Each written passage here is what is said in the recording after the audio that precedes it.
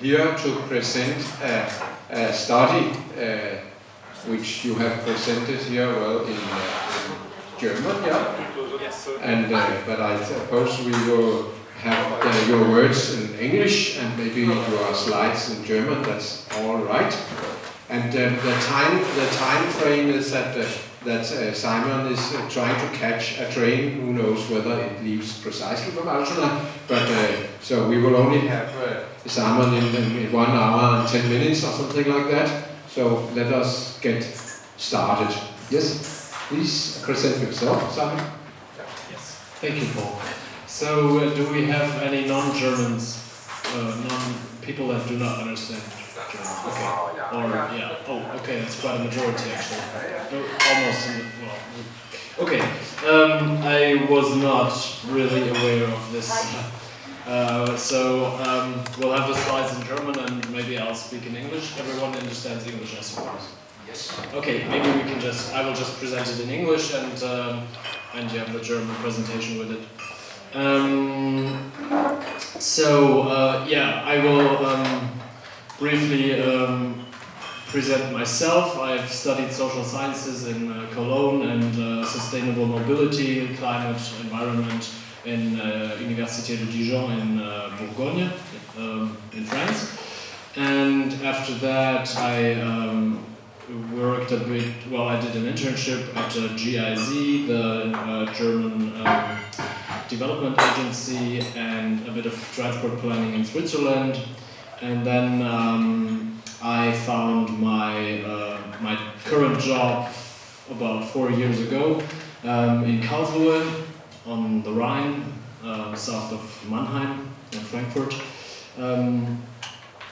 where my boss had just started a very small company, a startup. I was the first employee, and he was, before that he was working for Fraunhofer Institute for System and Innovation Research, System and Innovation Research in Karlsruhe, and his one of the most important projects that he had and is still doing is the climate strategy of the German Ministry of Transportation, which is called Mobilitäts- und Kraftstoffstrategie. Yeah, they avoid speaking of climate and environment, so they call it Mobilität und Kraftstoff. And that strategy is composed of about maybe 20 research projects over the last 5 years, one of which was a night train study where we analyzed how much it would cost to save how much tons of CO2 with a Germany-centered European night train system. And while I was doing research for this 2.5 years ago, I contacted Mr. Holstein, Joachim, who helped me quite a lot to figure out how much employees we would need for the trains to calculate a business case for night trains. Unfortunately, I'm still not able to present this study because it's still in the drawers of the ministry, and they have still not given green light for publication. I proposed to present a different subject, which is very often one of the first arguments that comes back when measures for environment and climate policy are proposed, which is but the German car industry or the general the employment. The background of this study is that IG Metall, respectively the Hans Böckler Stiftung, which is a foundation of the German syndicates, was wondering what will happen in the next years if the combustion engines, Verbrennungsmotoren, will be abolished, let's say, and what happens to the German employment sector. We have the database is 2015, and we've looked at 2025 and 2035, and I will now show you a quick agenda. In the first part of the presentation, I will talk about the background of the study. The background of the study, the objective and the logic of the project. Then I will explain the two scenarios that we've come up with and the methods that we are using to investigate for the study. Because the study is a very large project, very long project, very expensive project. We're in the middle of it right now. We've finished work package 3 out of 5, so there's still more results to come, but I'm already presenting some major results now. And then I will present the first results concerning different transportation sectors and the regional importance, which is maybe less important since we have a rather international. So I'll put the focus on the transportation sector, and then draw some conclusions from this. So I've already explained that it's the Hans-Böckler Stiftung financing this study. We are the project leaders, M5, 5 being multi-modality, the 5th transportation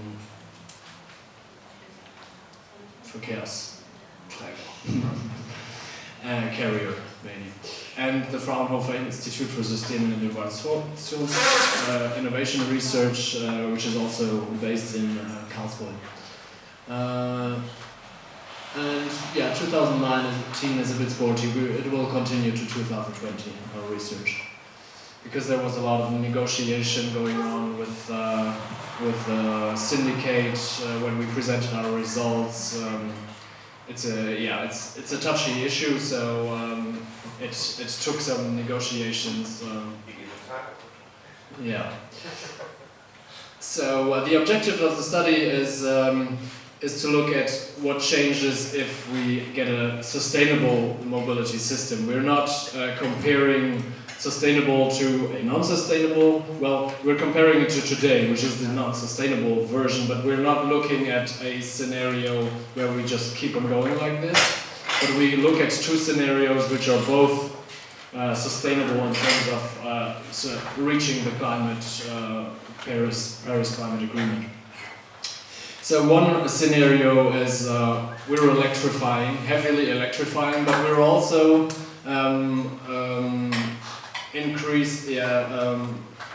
fostering the Umweltverbund, which is the sustainable modes of transport, public transport, walking and cycling. Whereas the other scenario is based on rail mostly, which means that the sustainable modes are much more expanded than in the other scenario. But in both cases, we're having more multimodality. So reality will probably be, hopefully in between, but much more in the right direction of the street-based scenario. And it's not even probable that we're reaching this. So yeah, that's just to give a picture of it, of these two scenarios. You can download the paper if you're more interested in our light build, which is behind that, and go more into details. It's all on our website, m5.de.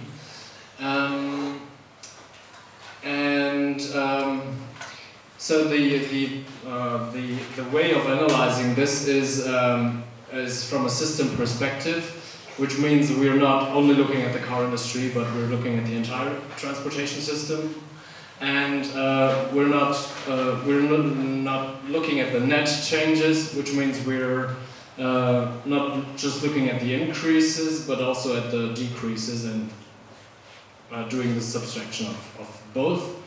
And then we're disaggregating the results on regional level, sectoral level, modal level, and we're also looking at industries which are not directly in the mobility sector, but also linked to this. Whereas this part and the sectoral analysis are still going on, and today we're mostly looking at number 1 and 3. So first, as I mentioned before, we designed a light build, a vision of mobility, which is a bit based on former work that Mr. Schade has already developed at the Fraunhofer Institute.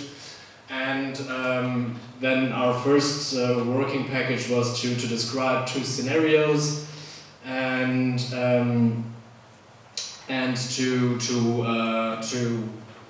find all the data that we could find based on 2015 concerning the status quo of mobility and employment, the modal split, the production numbers, because all these numbers are not very easy to find, and yeah, we're happy. Let's say, we have the experience and the databases from other projects that we could use for this project. Then work package 3 is the recent work package which we've just finished. We were going to finish it in summer last year, but not last year, but yeah, in about 6 months ago. But yeah, it took a lot more time to recalculate every time that the clients and also the Beirat, there's a council of different stakeholder council which is taking part in the development of the project, and who are giving inputs, like for example Professor Bornheim, a very well-known professor in mobility issues, is in there. And so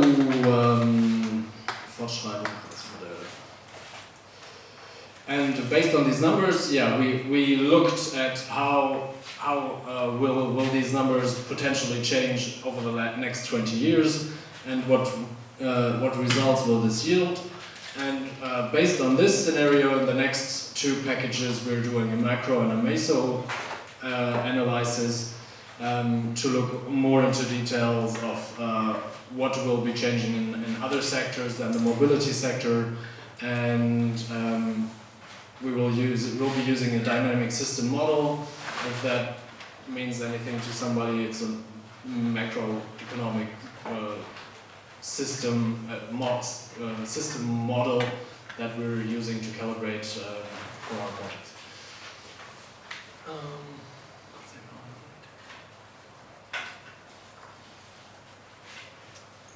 And the final package will be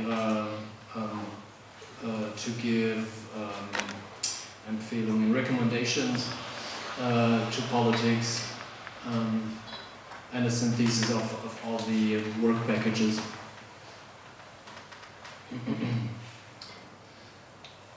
Yeah, that's the current state. So these are finished, the ones on the left and the ones on the right still don't.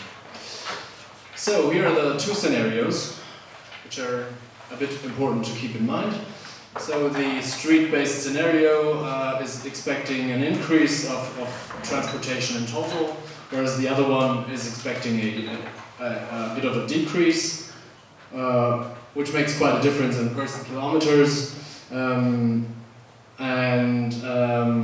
also in motorization. So we're currently at 550 cars per inhabitant in Germany, and we're dividing that by half in one scenario and just reducing by 25% more or less in the other scenario. Then it also has an impact on urbanization. So the rail scenario, multimodality, but it's easier to keep in mind if I say rail, so I'll just call it the rail scenario for now, is more relying on urbanization. Then the political strategy would be an increase in efficiency of all modes, whereas in the rail scenario, it's a modal shift-based scenario. So much more multimodality in the rail scenario, and IT tools in one scenario are mostly in the vehicles, whereas in the other one it's a smartphone-based IT system. And the political strategy for the rail system is economic rentability in the car and street scenario, and in the other one it's to maximize modal shift,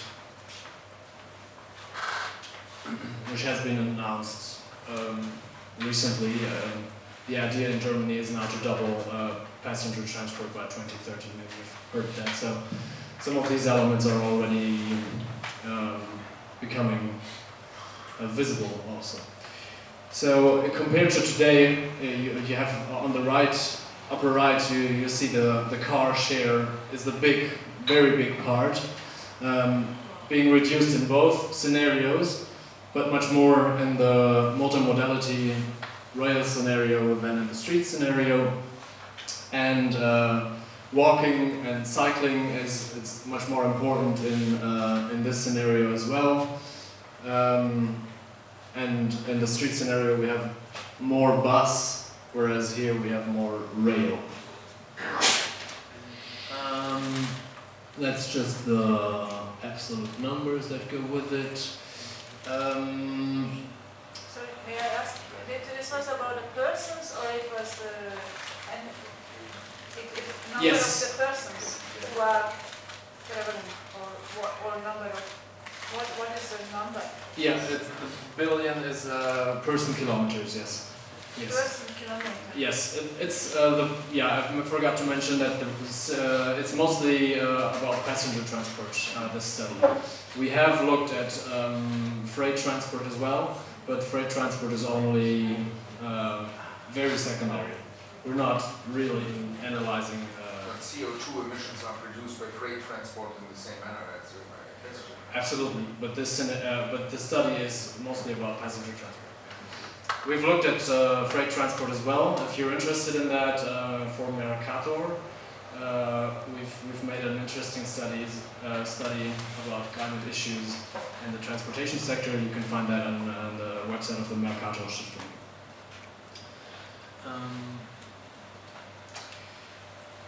So the basis of the modeling are die Fahrleistung, so the vehicle kilometers, the rate of motorization, the spatial distribution of the population in different types of regions and the currently visible developments in e-mobility. So we already know where some factories are being built in e-mobility, and we've looked at all these informations to figure out where the future electromobility industry will be settled in Germany. Then we're looking at the vehicle fleet as well, and the vehicles themselves, the vehicle structure. We went down into the vehicles and looked which components will be used for electromobility and which components will not be used anymore. And then we looked where are these parts of the cars being produced and what does that mean for which region. And also services, we looked at current tendencies and services, and based on the combination of these data, we've built up the scenarios. So to visualize this once more, we've set up a database of all the companies that are producing vehicles in Germany. Rail vehicles, buses, components of vehicles. We've looked at the statistics of employment of the Agency of Employment in Germany. We've looked at spatial data of the BBSR, Bundesamt für... hab's vergessen. Raumbeobachtung, something like that. Struktur. Einwohnerzahl, yeah, they have a prognosis of the population development, and we've looked at the vehicle fleet, also a national statistic, Kraftfahrtbundesamt, and more statistics about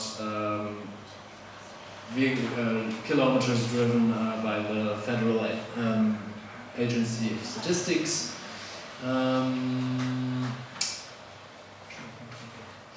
And we've identified cluster regions where automotive industry is particularly strong, and we've combined that. I will get more into detail with this. Yeah, this shows it very well. So these are the types of Kreise. Counties, thank you very much. There are rather rural areas here, more urbanized areas here, and the red spots are the agglomerations. And then we've looked at where is the car industry. You can see the hot spots here in the southwest, some in the Rhine area, Wolfsburg up here, Volkswagen, and then in the east there's also starting Volkswagen Porsche, yeah, building up, and combined that, these are 4 types. Multiplied by these 2 types, multiplied means that we have now 8 types. So rural to urban and car or not, and that gives us a matrix of 8 different types for which we set up different multipliers, let's say, to make it easy. Including car supply industry, sub-suppliers for car industry. Or is it only for the car industry itself? Well, this is only the car industry. No, it's not just car industry. No, it's components as well, because the data. Yeah, let's go back here real quick. Lake Constance says car components. Yeah. So this part includes the manufacturing of components of the cars. Where is this? I think, we set up a level. I think there had to be something like at least 8,000 jobs within the car and something a component industry to. I don't know if it was 8,000, but some absolute level which would give us a map like this. Yeah.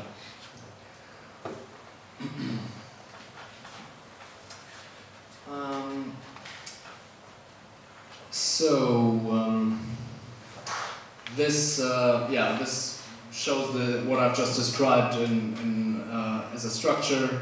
We have these 8 types above. C being an automobile cluster and N being a normal cluster, and we've